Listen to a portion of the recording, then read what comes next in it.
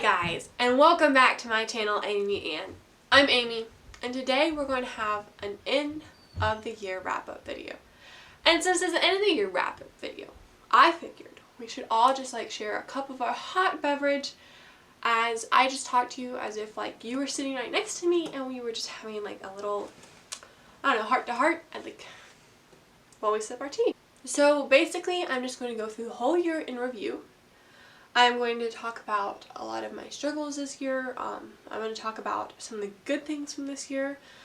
And I'm just going to lay it all out there before you because I really believe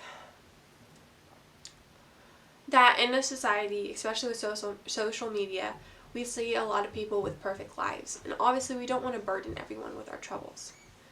But we also need to realize that our troubles aren't only held by us.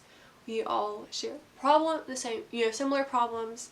We can rally around each other and help each other. And so for that reason, I have posted a blog post on my blog. You can see the link down below. And I am going to be doing this video. I'm trying really hard not to repeat the same things in both of them. So please make your tea or coffee or hot cocoa. If you want to pause it here, that's fine. And then we'll get started with this. So, I started 2019 very, very hopefully. 2018 was a superb year. I'm going to start with reading my journal entry. Well, it's time to start another year in another journal, which is exciting in a way. And so I go on to talk about different things. And then I end with, well, New Year, welcome. I pray and hope you bring more merry times and needful lessons. Help me to be diligent and to press ever onward and upward. And in my post to sum up 2018, I said, so to leave this last post with a parting thought, years come and go, similar to emotions. What are you doing to make this coming year different from all other years? As the new year looms around the corner, I hope that you turn your eyes on the only thing that does not change with time. The God of yesterday, today, and tomorrow. Open your Bible and find out more about Him for yourself. Happy New Year. And as a month and a whole, January was not too bad. To preference all of this, mentally, I was not sharing with anyone the troubles I was having. I was totally trying to ignore everything that seemed to be troublesome.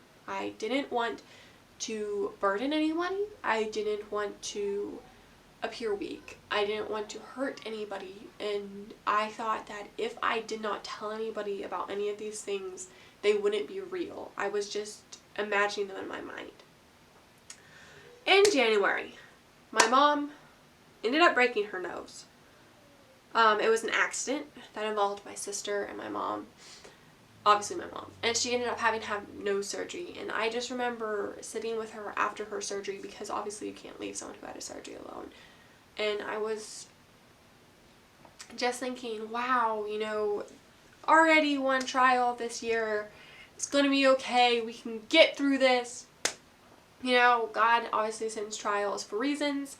And I'm glad it's not a very hard trial. At the very end of January, Star came, which is my dog. I was able to get Star. And honestly, without Star, I think this year would have been so much harder for me. When you think that you're all alone and you have nobody that really cares for you, but then you have an animal that has anxiety when they're not around you, that dances when you come home, that cries for you, that just loves you and follows you like a shadow, at least for me, instead of, I can understand how that could be annoying to some people, but to me, it felt like I had a purpose because something needed me. It wasn't just me who needed someone, it was something that needed me. One extremely exciting thing that happened in 2019, and I still really cannot believe it, is I published my first book. It's a children's book, and I would get up and get it for this right over there, but I don't feel like doing it. So we're going to take a tea sip, and then I will rave about my book. So basically, it's a children's book. And if you've been following any of my videos or done anything in following my blogs or anything, you know I published it. It is about my bunny rabbit named Snowball, and he's been on my YouTube channel a few times. He's on my Instagram. He's really famous, you know. It's about my bunny named Snowball, and his apple goes missing. And as a detective, he obviously has to find it. So it's a children's book for like 2 to 5. I mean, I've had 7-year-olds love it. So the description is down below if you want to check it out. It's a good book. I'm proud of it. My dad started having health problems. And for a very long, almost a year before this, me and my mom everybody had pretty much agreed that my dad just wasn't himself. Something was wrong. And we even told the doctors about it. I remember going to my mom's physical with her because I had to go to work right after, and she was my ride. And so I went with her, and I remember, because they go to the same doctor, I was like, to the doctor, I said, please, please, just check out my dad because he's not okay. You know, he's not my dad. You know, he's not acting like himself. And the doctor kind of laughed it off and goes, you know, teenagers always kind of think that. And I'm not going to blame the doctor for anything. I agree that it's really hard as a doctor to hear complaints all the time and everything. But I just remember, you know, saying that and just feeling totally brushed off because I do care for my dad so, so much because he's been there for me just as my mom has in times that nobody else has been there. But in February, they found health problems. I think it was February or March, I'm not sure. And so they started doing tests and more tests because the tests kept coming back that something was wrong, something was wrong, something was wrong. And so finally on March 25th, they did a very serious, not so serious test, but because of it, my dad got pancreatitis and went to the hospital and stayed for a week. And it was that same day I talked to one of my friends, the one that said some hurtful things, and she said something, and I just cried and cried and cried that day. And that week was just kind of like every day you woke up and you had to do it and you just had to keep moving. And because I had to be there because my mom was in the hospital with my dad, you know, taking care of him. Because he was in so much pain, he had to have pain medicine to the extent that, you know, he couldn't be left alone. And so I was at home trying to take care of my, you know, 6 siblings that live at home. I do have an older brother that was very helpful too. And there were some people like our pastor and his wife and then our boarder. They were just honestly the best people ever. One of the hardest things about depression is people, I don't know if people just don't understand it or what, but you're said that depression is when you're sad. And it's to the extent that you're sad, that you're no longer just sad. You're instead, you don't really feel sad. You're empty, you're numb, you're tired. Oh, so tired, and you're purposeless. And nothing tastes good anymore. Nothing interests you anymore. Sleeping doesn't rest you. You don't feel refreshed after you sleep. Food just, you don't want food. You don't want sleep. You don't want to get up. You don't want anything.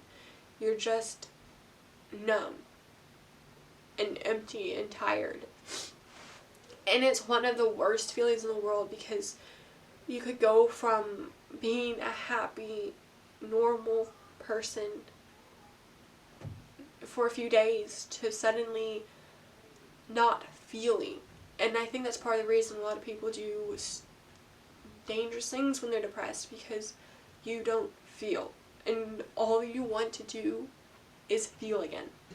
One time in my journal, I wrote this. It said, I heard this saying that said, it's not a bad life, just a bad day. But sometimes days seem to span a whole lifetime. And as I look back on this year, part of me is like, oh my goodness, how is it already over? But the other half looks back on all the events that happened, and I feel like it's been my whole entire life just spanned out. It couldn't just be in 1 year. And then I realized it is, and so part of my inner turmoil is kind of justified almost, because all of this has happened in 1 year. And so one entry kind of summed up my thoughts. It's very simple. I didn't even fill a whole page. It was just a sentence. And part of me is like, did I purposely leave that blank? And I feel like I did. This was just summed up my whole entire mental thought, my whole mentality. It was, life has been hard, but I've been harder. My dad went in for another test after that, and they basically said, you have cancer. And my whole entire world came crashing down around me because the kind of cancer they thought he had, or they said he had, you don't live long.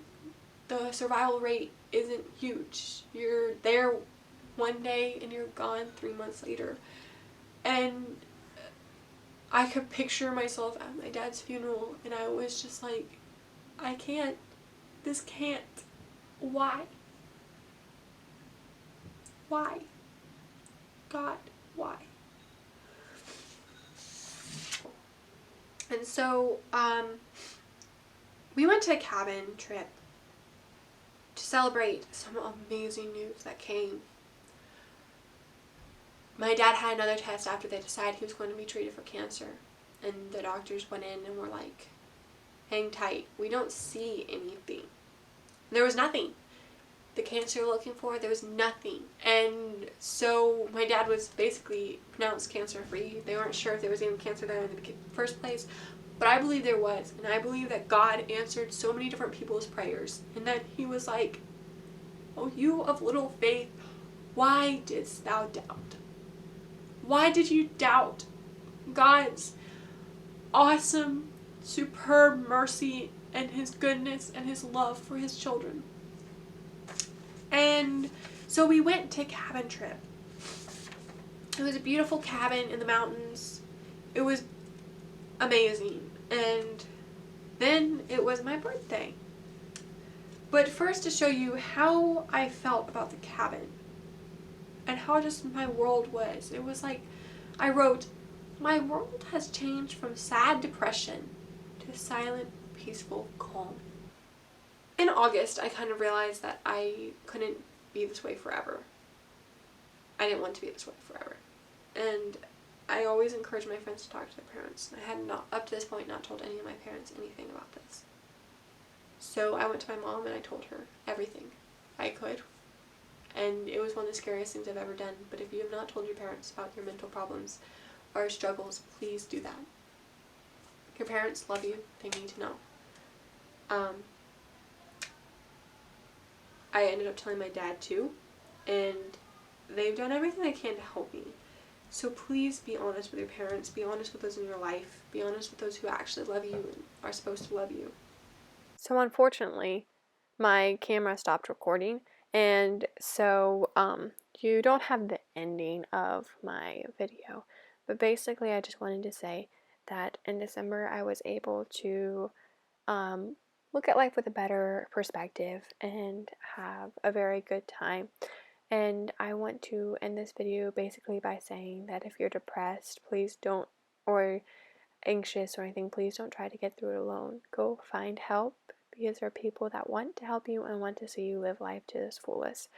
Here's to an awesome 2020 for all of us. And I want to remind you that I post videos every Saturday, and if you have a friend that needs a little joy in their life or a little sunshine, send this video to them and then have them subscribe to my channel, because I personally think my videos are very funny. So, thank you so much for watching. Like and subscribe, and please leave a comment about how your new year was. Not new year. We all hope your new year is really good. How your last year was. And yeah, see y'all later. Bye.